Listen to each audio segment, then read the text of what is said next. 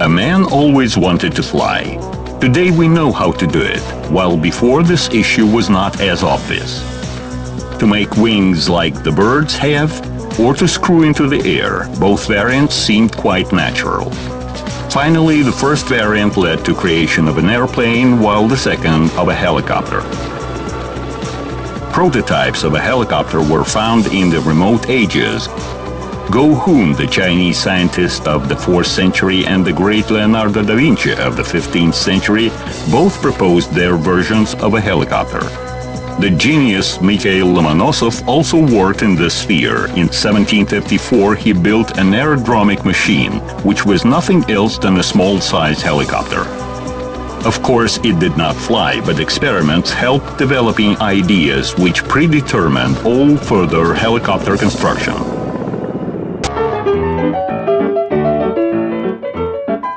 At the dawn of aviation, the idea of building a helicopter attracted a lot of minds. From making models, they rushed to build natural-size machines.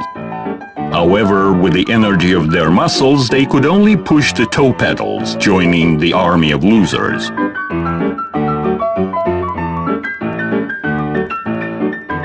Human strength alone was not enough to fly. The steam engine available at that time could not help, since it was too heavy. The first internal combustion engines were heavy either. Therefore, all helicopters built before the 20th century remained on the ground. An important event in the helicopter construction history happened on August 24, 1907, when engineer Volumar took off for the first time on a rotary wing machine, which was called the gyroplane. It was designed by a French engineer, Louis Breguet. The gyroplane took off to a height of over a meter and stood there for about a minute. To achieve even such modest results, the machine was made maximum light. It had no controls. Mechanics kept the gyroplane from rolling over. This flight was said to be unmanned, while the first helicopter pilot is deemed to be Paul Cornu, who in autumn of the same 1907 lifted a machine of his own design to a height of 30 centimeters.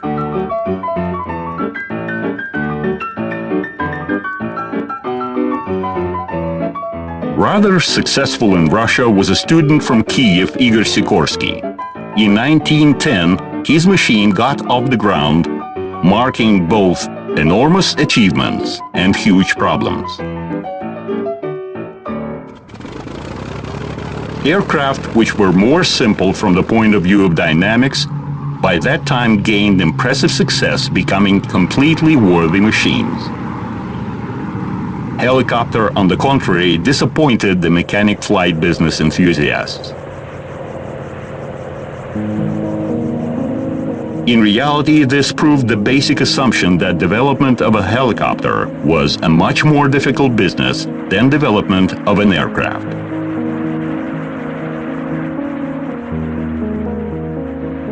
Nevertheless, all the main helicopter layouts were indeed created at the dawn of the 20th century.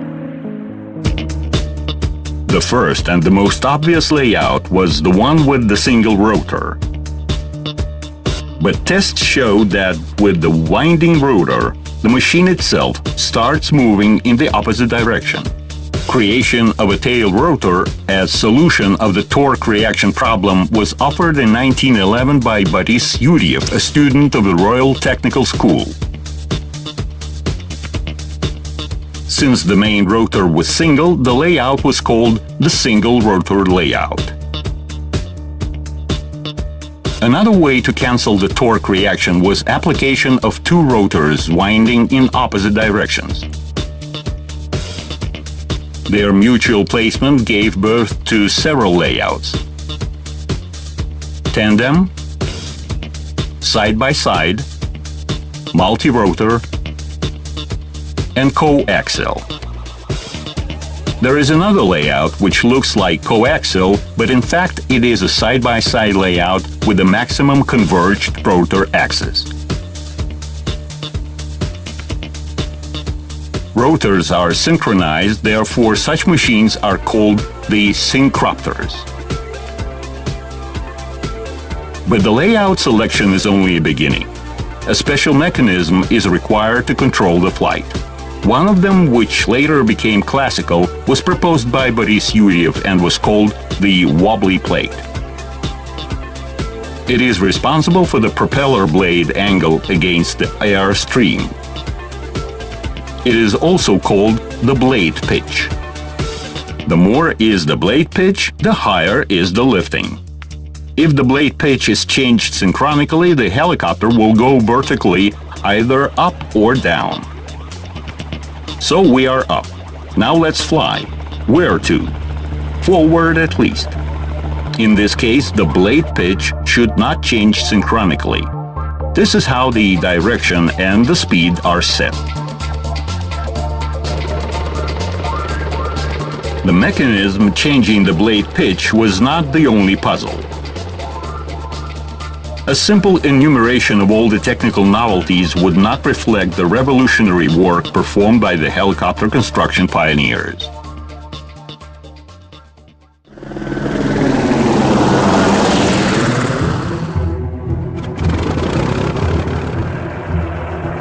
Development of the rotary wing machines promised to resolve the tasks which were beyond any capabilities of the aircraft or air balloons.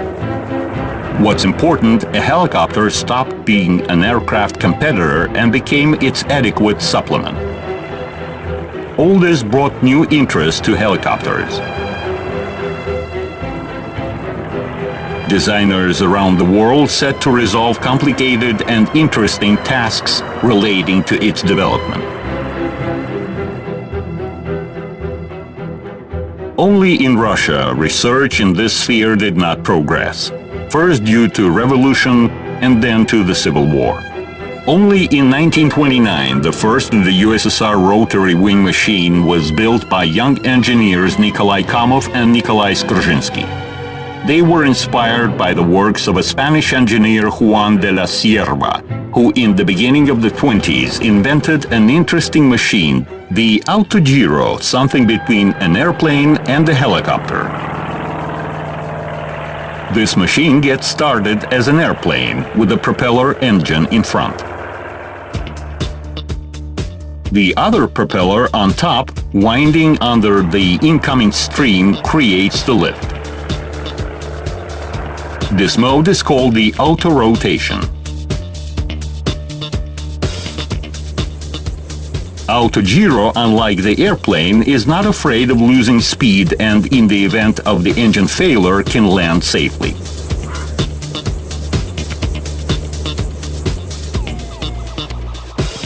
Juan de la Cierva created its machine as a more safer version of an airplane. But it was not yet a helicopter since it could not hover.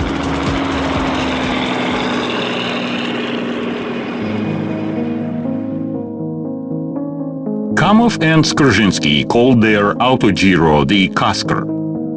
It was built on the funds of the Aviation Association, but the leading force was enthusiasm of its designers. Kasker took off in 1929, while in 1931 the autogiro topic was seriously taken up by the Tsagi. Under the supervision of Alexei Cheremukhin, there was a group formed to develop special layouts, comprising design team of Vyacheslav Kuznetsov, Kamov, and Skrzynski. The theoretical calculations team was headed by Mikhail Mil. Starting from 1931, this design bureau produced a number of autogiros. The most renowned was A7, a gigantic dragonfly. It's an autogiro. It can take off and land without taking a run. It can easily land on a flat roof of a building. The autogiro is piloted by Comrade Koshets. Machine had its practical application. In the beginning of 1941, thousands of hectares of the Tianshine Gardens were invaded by pests. Agricultural airplanes could not be used due to narrow valley gorges, while Autogiro did not require any takeoff and landing strips.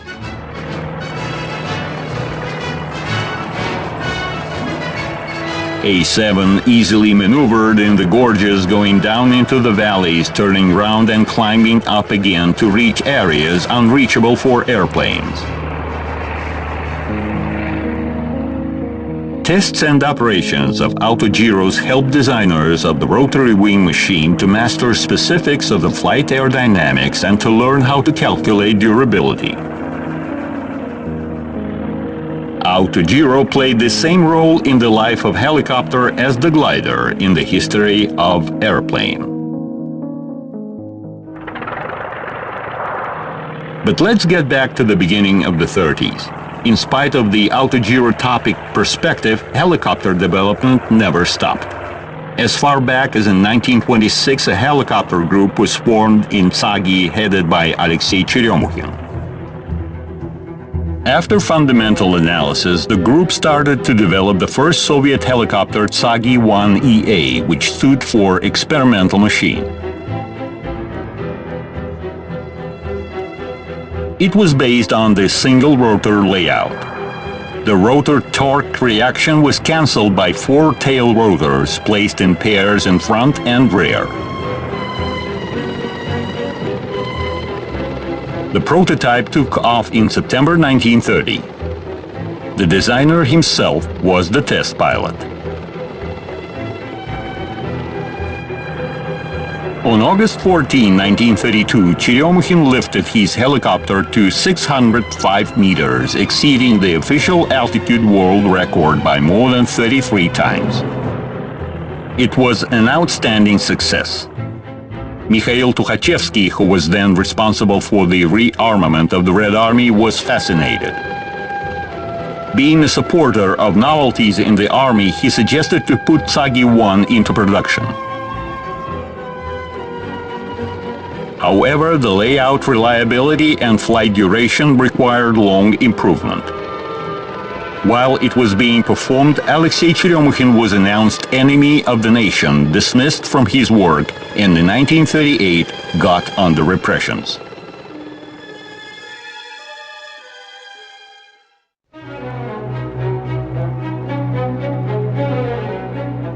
In 1933, all design works in Tsagi on the helicopter topic were headed by young engineer Ivan Baratuhin. The Tsagi-5 helicopter was made under his supervision. It differed from its predecessors by the rotor design. Next machine was Tsagi-11, built in 1936. It was combined layout.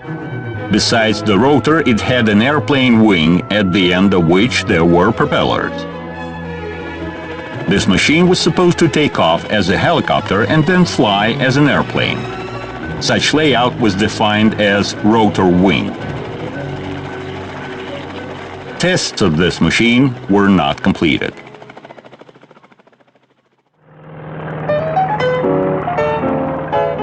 Development of the rotor wing machines of various layouts went on all over the world.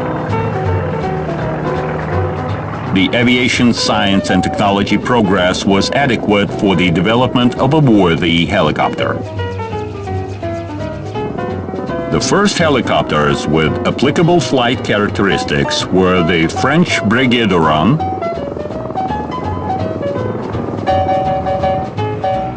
and the German Focke-Wulf 61. The latter was especially fascinating. Built under the guidance of Heinrich Focke, it turned out capable of performing long-range flights.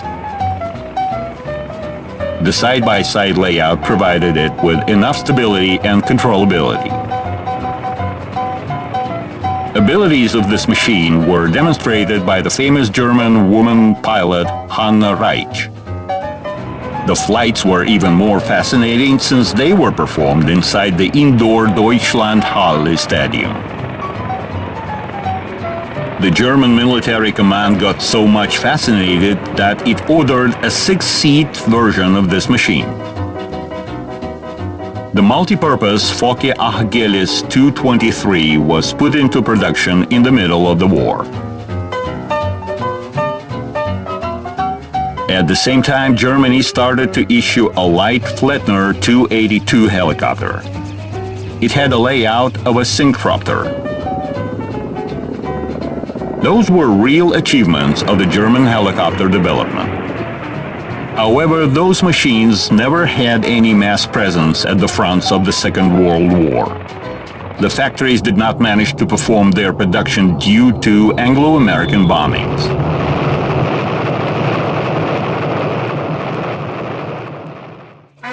The Russian immigrant aircraft designer Igor Sikorsky gained huge success in the USA in the sphere of the rotor wing machines production. Later, he was honorably called the father of the world helicopter development. His prototype VS-300 was a single rotor layout based with the tail rotor. By 1941, Sikorsky made it operational. The single rotor layout became classical. Over 90% of all helicopters were built upon such a layout.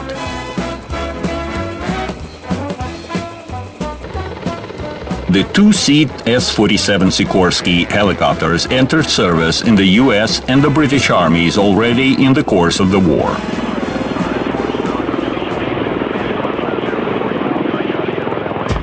From March 1944, they were utilized for withdrawing the wounded, performing communication, surveillance, units and vessels supply matter.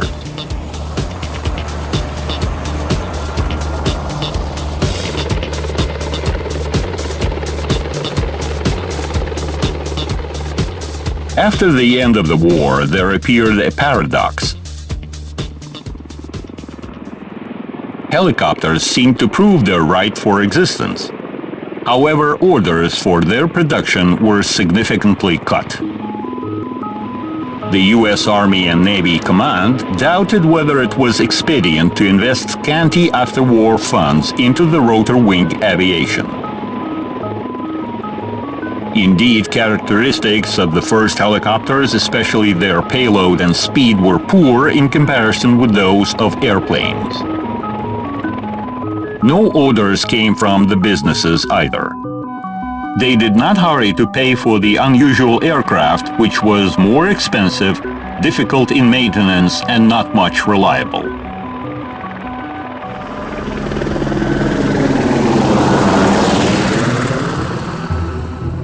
Helicopters' appearance at the fronts of the Second World War did not stay unnoticed in the USSR. Funds were allocated to Ivan Bratuhin's Design Bureau. This design bureau was established before the war in January 1940 and already then managed to build a helicopter called Omega. It was based on the side-by-side layout, the same as of the German Focke-Wulf 61. However, problems discovered at tests were not resolved as successfully as the Germans did. Omega took off in August 1941. Thereafter, the Bratuhin's team was evacuated, then returned back. Then there were problems with the engines. So the designer began to deal with helicopters only by the end of the war. In 1944, Omega 2 took off. In 1945, there came the upgraded G3 artillery spotter version, which turned to be rather successful. Helicopter, a wingless aircraft, designed by the Stalin Prize winner engineer Bratuhin. This aircraft can take off without a run from any spot, a building roof, or a piece of ice. It will have great future in the civil aviation and national economy. The first training air squadron was formed of those machines. Although pilots flew within the limits of the airdrome at low altitude and minor speed, attitude toward helicopters was ironic and relaxed, and more often suspicious. How this thing could fly without the wing? Wondered pilots coming to fly helicopters after mastering several types of aircraft. But this did not stop Bratukhin. In 1945, his design bureau started to develop a whole series of helicopters of different designations. All of them were based on the same side-by-side layout. Aerodynamics was improved by substituting truss structure for a wing. Different types of fuselage were supposed to be suspended under it depending on the tasks performed. There came different machines one after another. The B-5 passenger machine, the B-9 ambulance, the B-10 airborne surveillance unit, the B-11 liaison version.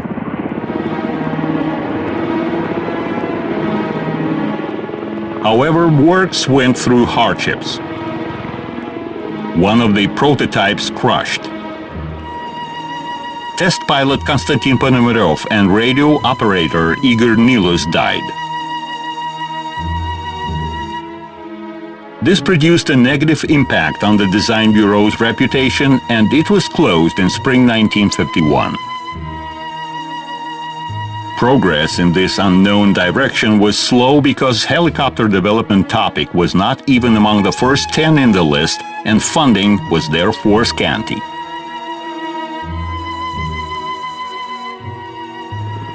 The side-by-side layout chosen by Bratukhin was not simple. It required time and money.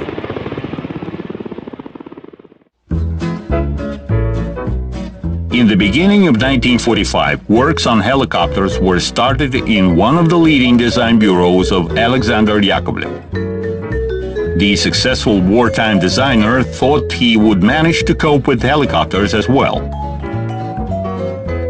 The layout chosen for the prototype machine seemed to be simple, coaxial.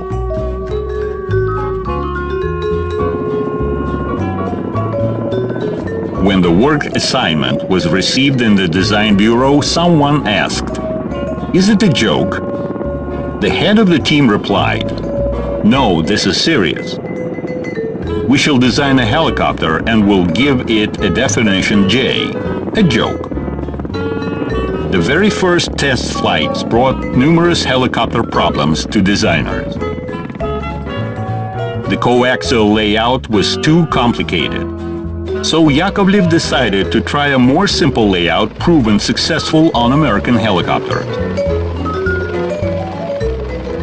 His single-rotor Yak-100, built in 1948, resembled one of the earlier Sikorsky helicopters.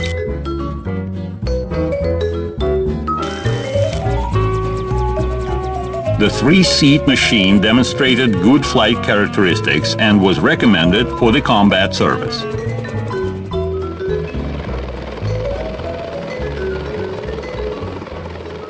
However, by that time, a similar helicopter designed by Mikhail Mil was already in production. It was decided inexpedient to produce two similar machines. Mikhail Mil was dealing with the rotor wing machine since the 30s. After the war in Tsagi, he designed and built a natural-size helicopter assembly. It was so well done that represented, in fact, a ready helicopter. Therefore, on December 12, 1947, a governmental resolution was issued on the establishment of the Mil Design Bureau as an independent helicopter-producing institution. The first product of this design bureau was Mi-1 light helicopter. The small three-seat machine took off in September 1948, piloted by Matvey Baikalov.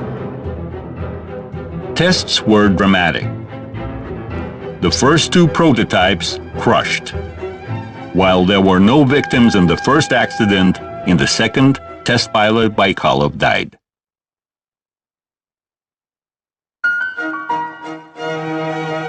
In spite of the failures, the young designer's team managed to make Mi-1 operational. Although difficulties continued, the first series consisted of 15 helicopters, but producing even such a minor amount was not an easy task. With great difficulties, the first Mi-1 prototypes were assembled at the Moscow helicopter factory. They were immediately introduced at the Tushino Air Show. The country leadership was attending. Attention is drawn by these strange aircraft. They have no wings. The rotor is above the cabin. They take off vertically. These are Soviet helicopters designed by engineer Mil.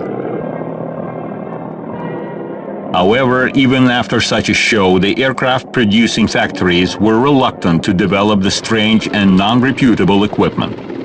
The army did not insist, while the civil aviation did not express any interest to the helicopter at all.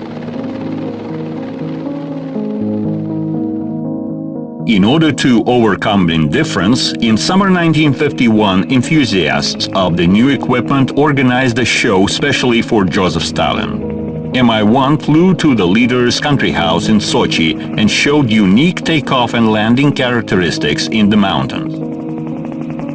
Just like anything new, helicopters' way to recognition was no simple. Works on the rotor wing machine were resumed after the war by Nikolai Kamov. First of all, he managed to introduce helicopter specialization in the aircraft construction faculty of the Moscow Aviation Institute. The first Kamov students became his supporters. Luck came when the USSR Navy Command backed up the Ka-8 Superlight helicopter project. The small designers group started their work, and in autumn 1947 the helicopter was made. Kamov named it the Irkutyanin in honor of his birthplace. The one-seat Ka-8 belonged to the Superlight class, the so-called flying motorbikes. Its takeoff weight was only 320 kilograms. In other countries, helicopters of such a weight category were made upon a twin-rotor coaxial layout. They were compact with good payload and seemed perspective. However, the layout was not simple. Tests showed ground resonance problems and flatter, in other words, vibration might cause helicopters' destruction. Those were not the last problems faced by the young team. 1948 was not the best year for experiments. The Soviet aviation industry was under severe personnel reduction. According to the order of June 1, 1948, funding of Ka-8 was terminated. Probably we would have never heard of Kamov anymore if it had not been for the Stalin's son Vasily, who was commander of the Moscow Aviation District and a big fan of technical sports. He took Kamov's group under his patronage, placed it in one of the military units, and ordered to get ready for the air parade. In August 1948 in Tushino, pilot Mikhail Gurov brilliantly took off and landed Irkutyanin on board of a truck. Commenting the Ka-8 flight, the announcer pronounced the word helicopter for the first time.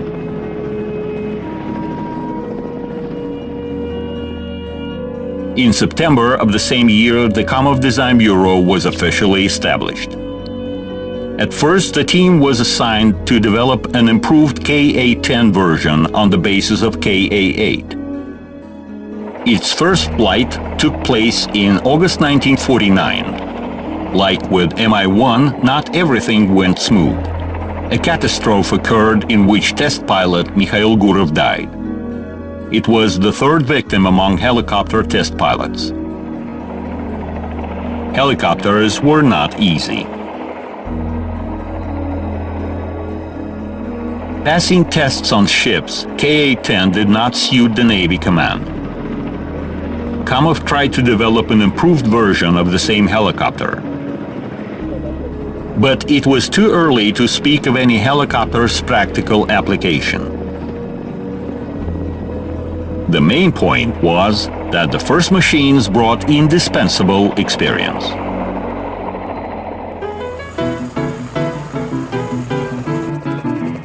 In the meantime, a helicopter boom burst out in the USA.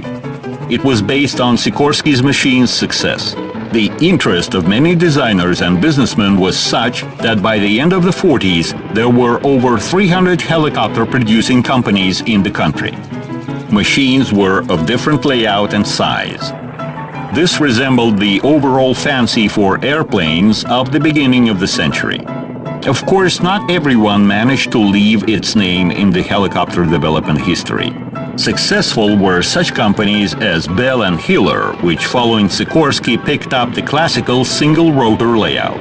For over 20 years, the light Bell 47 and Hiller 360 were the best in their class. In the more heavier class, Sikorsky remained authority number one, but there were others as well.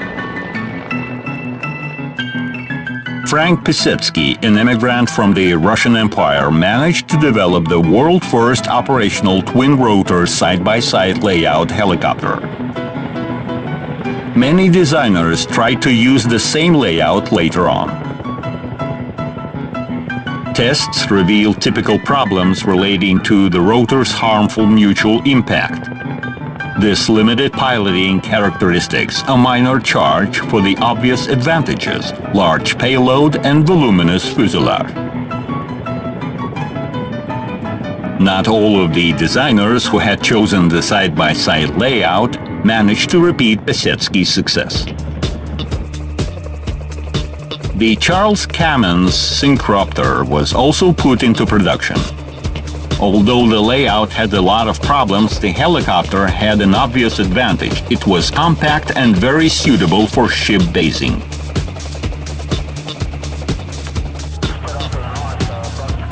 Gradually, American military commanders obtained confidence in helicopters.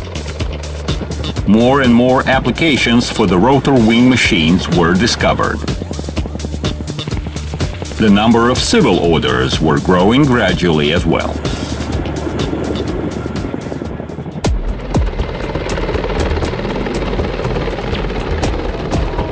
The Korean War became a radical test for the American helicopters of the first generation.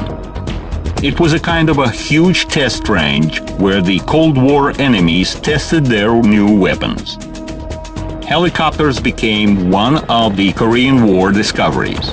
They were used for reconnaissance, artillery spotting, communication, unit supply, withdrawal of wounded, rescue of the shot-down pilots.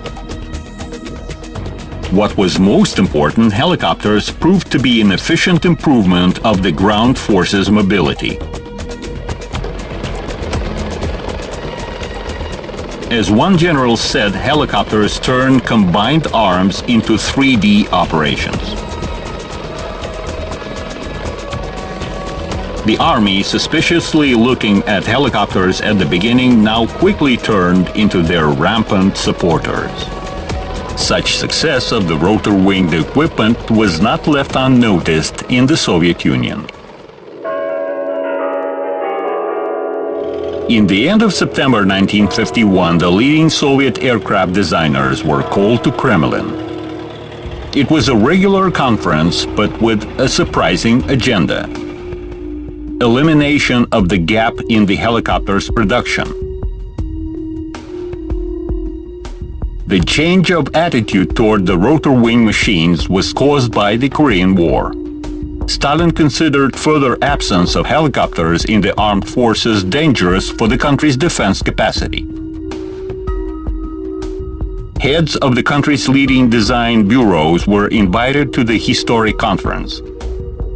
Tupolev and Ilyushin, referring to huge workload, managed to escape getting assignments for the unusual aircraft. Mil offered the project of a transport helicopter to carry 12 soldiers.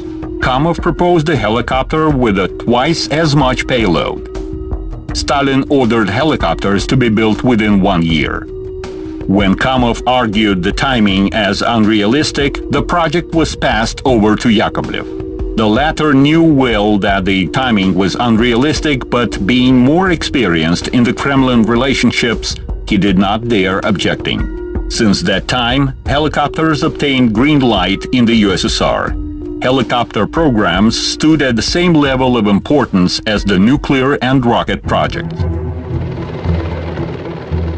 Right after the conference, the dubious situation with Mi-1 cleared up. It was put into mass production with more and more factories attached.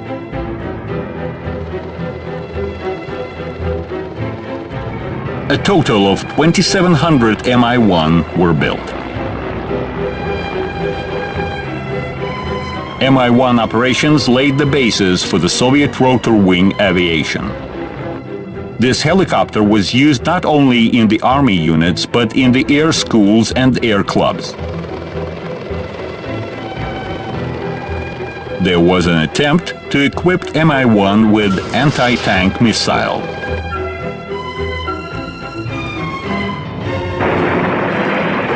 This helicopter was utilized in the civil aviation as well.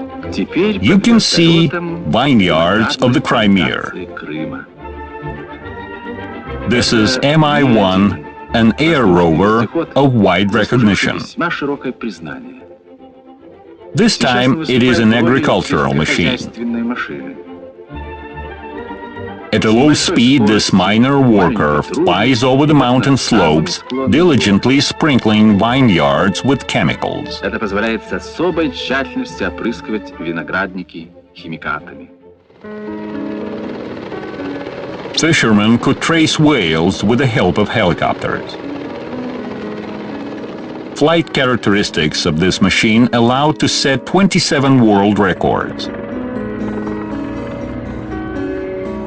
In the course of its operation, Mi-1 was continuously modernized. New versions brought new capabilities.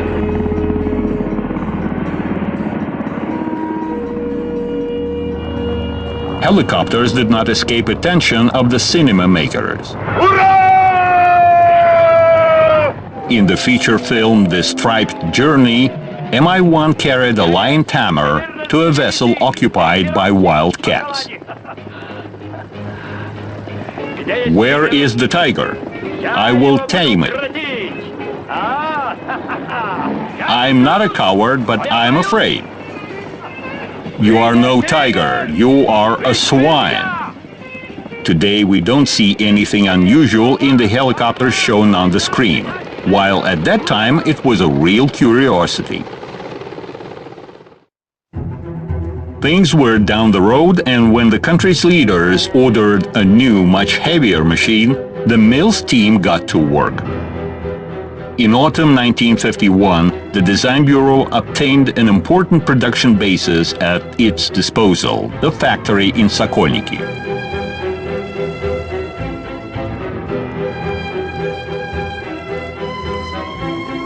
In autumn 1952, 9 months after the Kremlin conference, Mi-4 took off, piloted by test pilot Vsevolod Vinitsky. The machine's characteristics were even higher than those prescribed in the state assignment. Without completing the tests, the helicopter was put into mass production. These machines are already familiar to the audience. The first helicopter group is led by Colonel Yarofeevsky. Such machines were compared with dragonflies.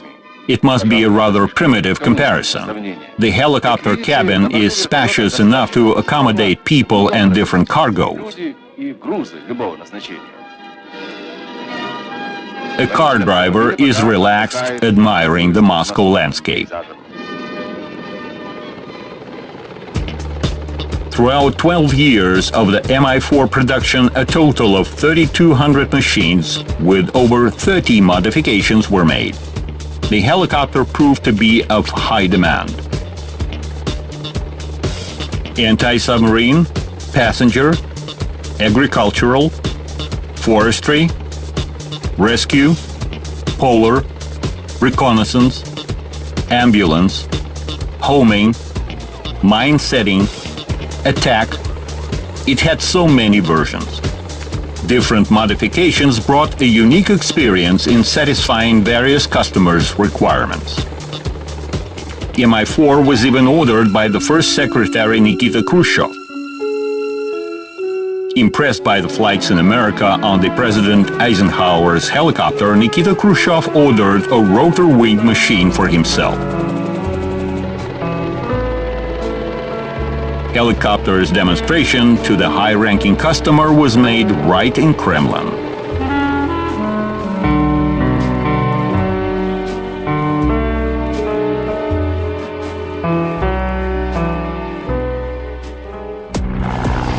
The armed Mi-4 became the first Soviet serial firing support helicopter.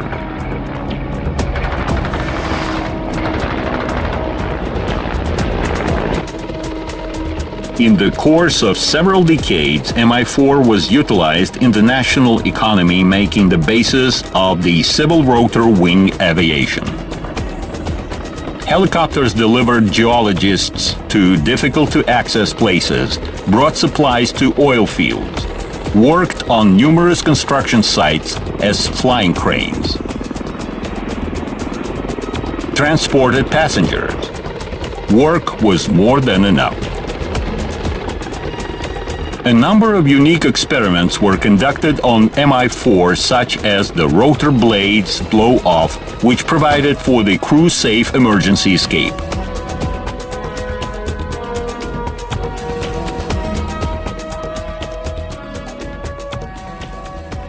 Radical changes occurred in the blade's production technology, the most important element of the helicopter rotor system. The wooden blade substitution for metal construction could be compared with the transition to an all-metal machine in the aircraft production. The blade resource grew up from 150 to 2,500 hours. Thanks to Mi-1 and Mi-4, the USSR in the 50s obtained the powerful helicopter fleet capable of performing significant tasks.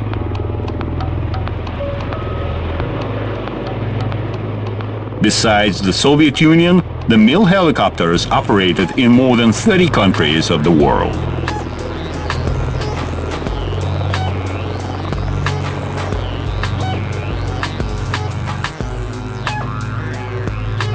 The Mi-4 development experience helped the Yakovlev Design Bureau.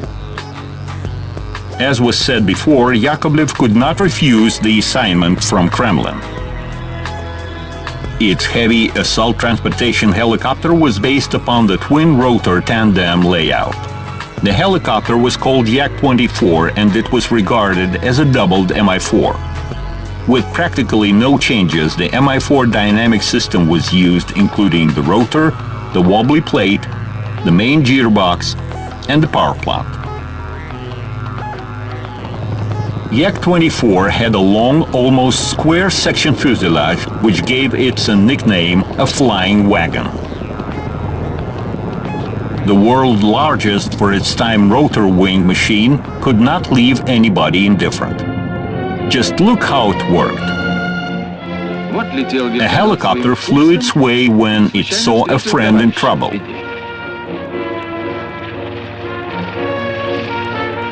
How can it give any help?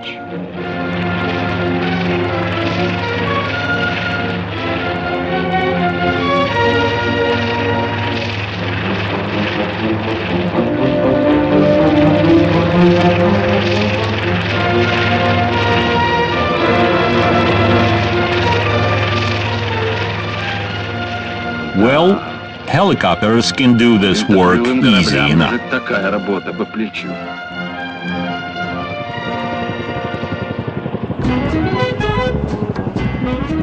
It can lay pipelines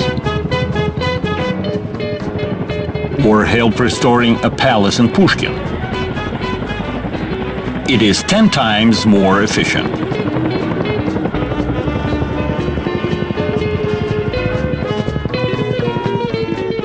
This helicopter was used to refuel combat vehicles.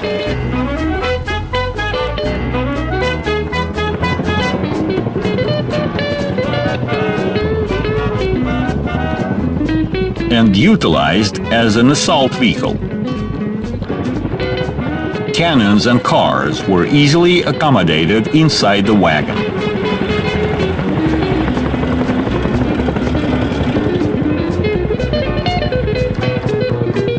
A passenger version for 30 seats was also developed. This helicopter holds the first Soviet world record. Pilots Georgy Tinikov and Yegor Milutichev pulled 4 tons to an altitude of 3,000 meters.